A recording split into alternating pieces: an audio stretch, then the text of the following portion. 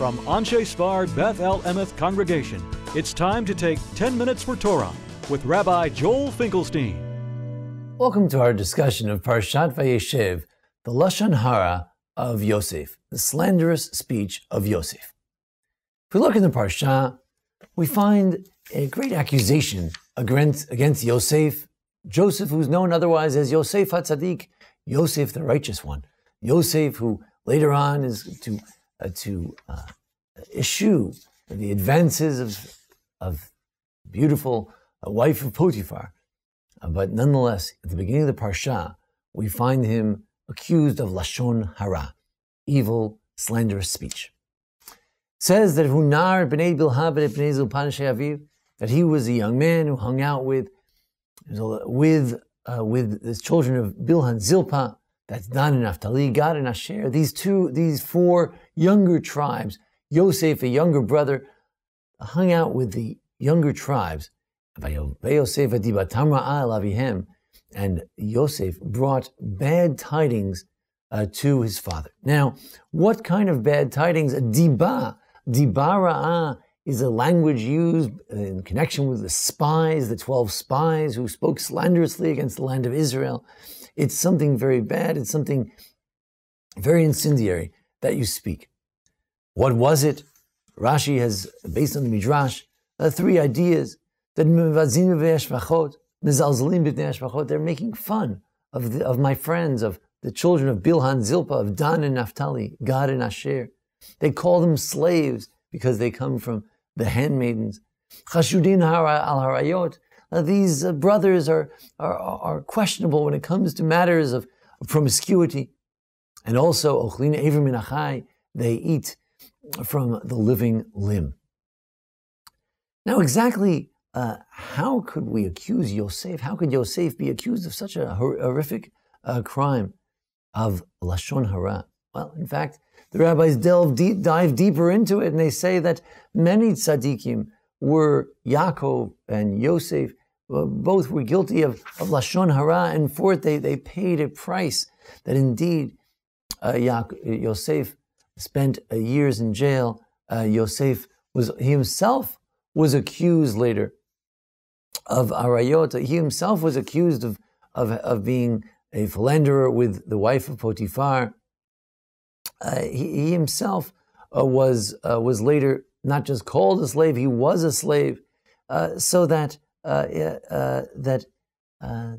Yosef really suffered for these three accusations that he made against the brothers. Where did the rabbis get this idea that Yosef was a one who was so slanderous and that he's actually guilty of a crime? Because you ask yourself, well, how did Yosef come to suffer so much in his life? How did Yosef come to be sold, to thrown into a pit, treated like a slave? How could he live in a jail cell for so long? And the answer is that it was Lashon Hara. It was this slanderous speech. Now Rashbam tries to clean it up a bit. He says there was no great Lashon Hara that went on here. It was regarding the Bnei Ashvachot. It was about the children of Bilha and Zilpah. I'm close. I'm good friends with the children of Bilha and Zilpah, these younger tribes. The other brothers, they're not nice to these brothers. It's a more limited accusation. The Lashon Hara was more limited to that which it mentions in this verse, namely something to do with the minor tribes.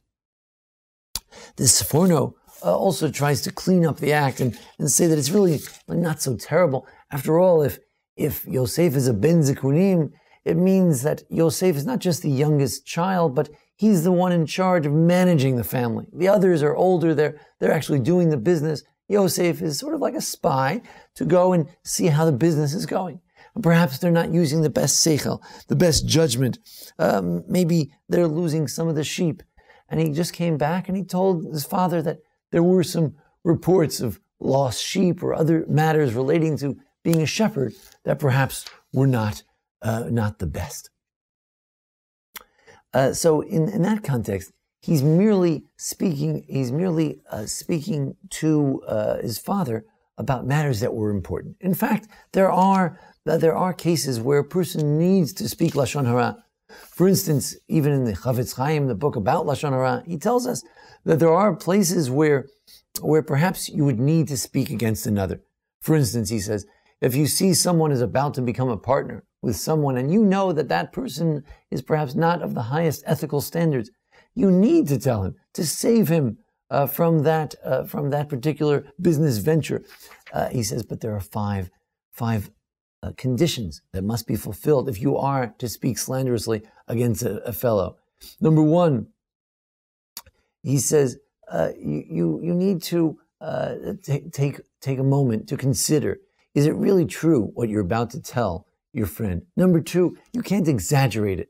You have to tell just the facts. We tend to embellish. We go beyond the facts. If you have certain information about unethical behavior, you tell it, you share it. Can't go beyond that. Number three, you should make sure that your whole intent is only to help your friend, not to hurt the other. It's not done out of hatred, jealousy against the person you're speaking against. Number four, that you make sure that he'll be able to benefit from this. If you can make sure that the person you're speaking to will actually benefit from what you're telling him. It's not that the venture is basically over and it's too late now, and rather it should be something that he can actually make some practical use of this advice. And number five, that the person about whom you're speaking, hopefully it shouldn't hurt him in a really strong way. It should be something that will help your friend, but it shouldn't be directed negatively at the one you're speaking slanderously against. So we have two visions. One is that Yosef, yes, although a very righteous man, he made this grave error of speaking Lashon Hara, and it was because of this that he later suffered such a difficult fate. And it reminds us not to speak slanderously, not to speak against our brethren and our friends. Second vision is that Yosef that was his role, that was his business role, and within the context of business, sometimes it's okay to speak against others in order to make sure that the ones who are running the business will not lose anything due to the information that you possess.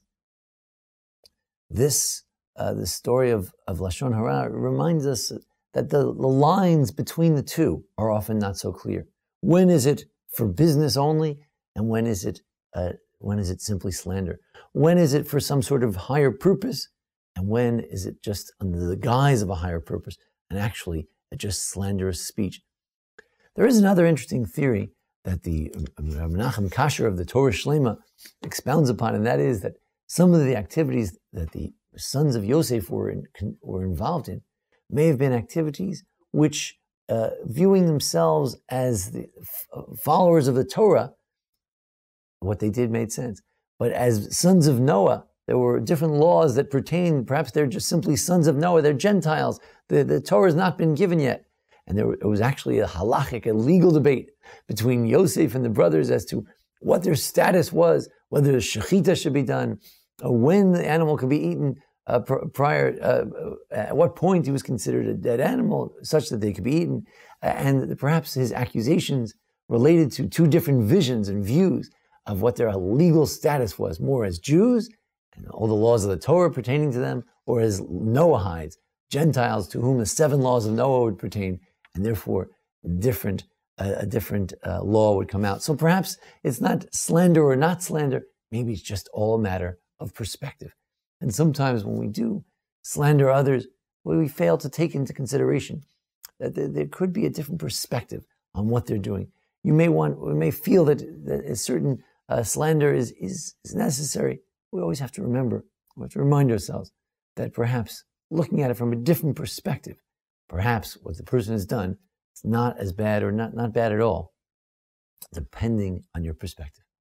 This parsha reminds us of a lot of things that can land us out in the pit, and send us down in the wrong direction. One of those lessons is a lesson to avoid Lashon Hara, to avoid slanderous speech.